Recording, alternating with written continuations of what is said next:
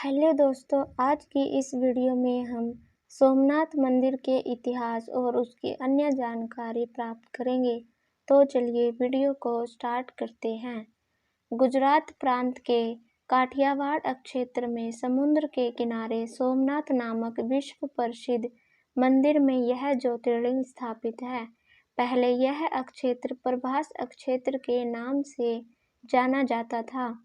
यहीं भगवान श्री कृष्ण ने जरा नामक व्याध के बाण को निमित्त बनाकर अपनी लीला का स्मरण किया था।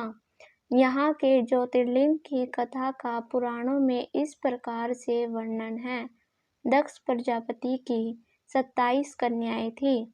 उन सभी का विवाह चंद्रदेव के साथ हुआ था, किंतु चंद्रदेव का समस्त अनुराग व प्रेम उनमें से केवल रोहिणी के प्रति ही रहता था। उनके इस कृत्य से दक्ष प्रजापति की अन्य कन्याएं बहुत अप्रसन्न रहती थी। उन्होंने अपनी यह व्यथा कथा अपने पिता को सुनाई। दक्ष प्रजापति ने इसके लिए चंद्रमा को अनेक प्रकार से समझाया, किंतु रोहिणी के वशीभूत उनके हृदय पर इसका कोई प्रभाव नहीं पड़ा। अंततः दक्ष ने क्रुद्ध होकर उन्हें श्रापग्रस्त हो जाने का शाप दे दिया। इस शाप के कारण चंद्रदेव तत्काल श्रापग्रस्त हो गए। उनके श्रापग्रस्त होते ही पृथ्वी पर सुधाशीलता वर्षण का उनका सारा कार्य रुक गया। चारों ओर त्राहि त्राहि मच गई। चंद्रमा भी बहुत दुखी और चिंतित थे। उनकी प्रार्थना सुनकर इंद्र आदि देवता तथा वशिष्ठ आदि ऋषिगण उनके उद्धार के लिए पितामह ब्रह्मा जी के पास गए। सारी बातों को सुनकर ब्रह्मा जी ने कहा, चंद्रमा अपने शाप विमोचन के लिए अन्य देवों के साथ पवित्र प्रभास क्षेत्र में जाकर मृत्युंजय भगवान शिव की आराधना करें। उनकी कृपा से अवश्य ही इनका शाप नष्ट हो जाएगा और ये रोगमुक्त हो जाएंगे। उनके कथना अनुसार चंद्रदेव ने मृत्युंजय भगवान की आराधना का सारा कार्य पूरा किया। उन्होंने घोर तपस्या करते हुए 10 करोड़ बार मृत्युंजय मंत्र का जप किया। इससे प्रसन्न होकर मृत्युंजय भगवान शिव ने उन्हें अमरत्व का वरदान प्रदान किया। उन्होंने कहा, चंद्रदेव, तुम शोक न करो। मेरे वर से तुम्हारा शाप मोचन तो होगा ही साथ प्रजापति दक्ष के वचनों की रक्षा भी हो जाएगी। कृष्ण पक्ष में प्रतिदिन तुम्हारी एक एक कला क्षीण होगी, किंतु पुनः शुक्ल पक्ष में उसकी क्रम से तुम्हारी एक एक कला बढ़ जाया करेगी। इस प्रकार प्रत्येक पूर्णिमा को तुम्हें पूर्ण चंद्रत्व प्राप्त होता रहेगा। चंद्रमा को मिलने वाले इस वरदान से सारे लोकों के प्राणी प्रसन्न हो जाएंगे। चंद्रदेव पुनः 10 दिशाओं में क्षुधा वर्षण का कार्य पूर्ववत करने लगे। शाप मुक्त होकर चंद्रदेव ने अन्य देवताओं के साथ मिलकर मृत्युंजय भगवान से प्रार्थना की कि आप माता पार्वती जी के साथ सदा के लिए प्राणों के उद्धार्थ यहाँ निवास करें। भगवान शिव ने उनकी इस प्रार्थना को स्वीकार करके ज्योतिर्लिंग के रूप में माता पार्वती जी के साथ तभी से यहाँ रहने लगे। पावन प्रभास क्षेत्र में स्थित इस सोमनाथ ज्योतिर्लिंग की महिमा महाभारत, श्रीमद्भागवत तथा स्कंद पुराण आदि में विस्तार से बताई गई है। चंद्रमा का एक नाम सोम भी है।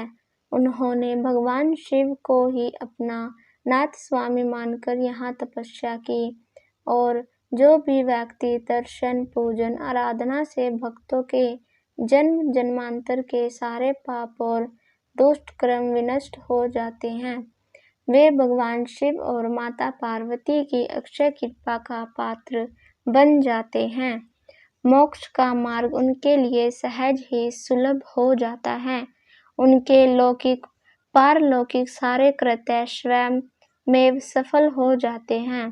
भारतीय उपमहाद्वीप के पश्चिम में अरब सागर के तट पर स्थित आदि ज्योतिर्लिंग श्री सोमनाथ महादेव मंदिर की छटा ही निराली है। यह तीर्थ स्थान देश के प्राचीनतम तीर्थ स्थानों में से एक है और इसका उल्लेख स्कंद पुराणम, श्रीमद् भागवत गीता, शिव पुराणम आदि प्राचीन ग्रंथों में भी है। वहीं ऋग्वेद में भी सोमेश्वर महादेव की महिमा का उल्लेख है। यह लिंग शिव के 12 ज्योतिर्लिंगों में से पहला ज्योतिर्लिंग माना जाता है।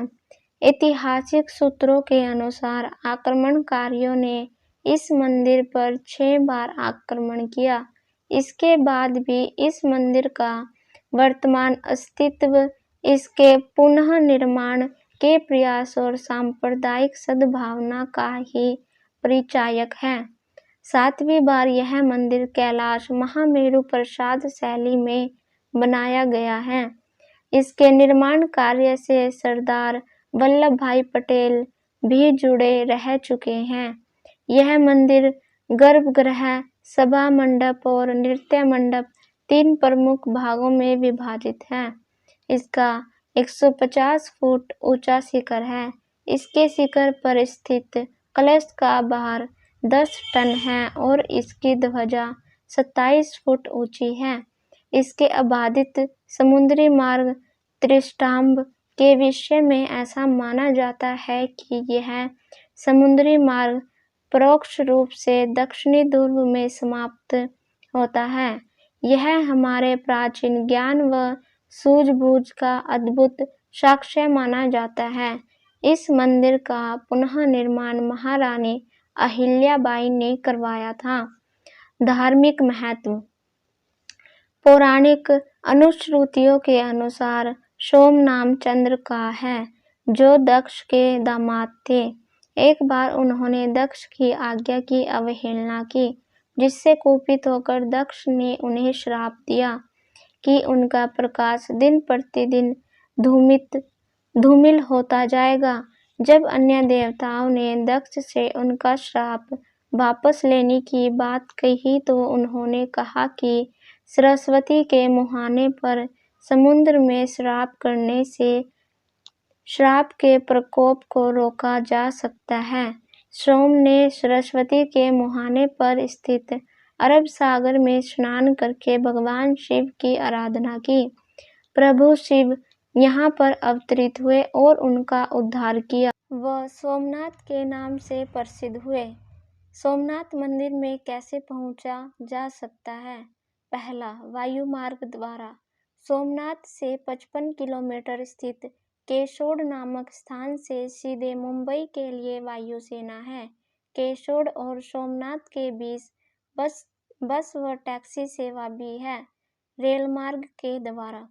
सोमनाथ के सबसे समीप वेरावल रेलवे स्टेशन है, जो वहां से मात्र 7 किलोमीटर दूरी पर स्थित है। यहाँ से अहमदाबाद व गुजरात के अन्य स्थानों का सीधा संपर्क है। सड़क परिवहन के द्वारा। सोमनाथ वेरावल से 7 किलोमीटर, मुंबई से 889 kilometre, Ahmedabad 400 kilometre, Bhavnagar 266 kilometre, Junagadh 85 और पोरबंदर से 122 किलोमीटर की दूरी पर स्थित है। पूरे राज्य में इस स्थान के लिए बस सेवा उपलब्ध है। इस मंदिर के लिए विश्रामशाला भी जगह जगह पर उपस्थित हैं। इस स्थान पर तीर्थयात्रियों के लिए गेस्ट हाउस, विश्रामशाला व धर्मशाला की व्यवस्था है। साधारण व किफ़ायती सेवाएं उपलब्ध है। वेरावल में भी रुकने की व्यवस्था है। उम्मीद है आप सभी को मेरे द्वारा दी गई जानकारी पसंद आई होगी। अगर आप पहली बार हमारे चैनल पर आए हो तो वीडियो को लाइक करें और कमेंट में जल्दी से राधे राधे लिखें। धन्यवाद।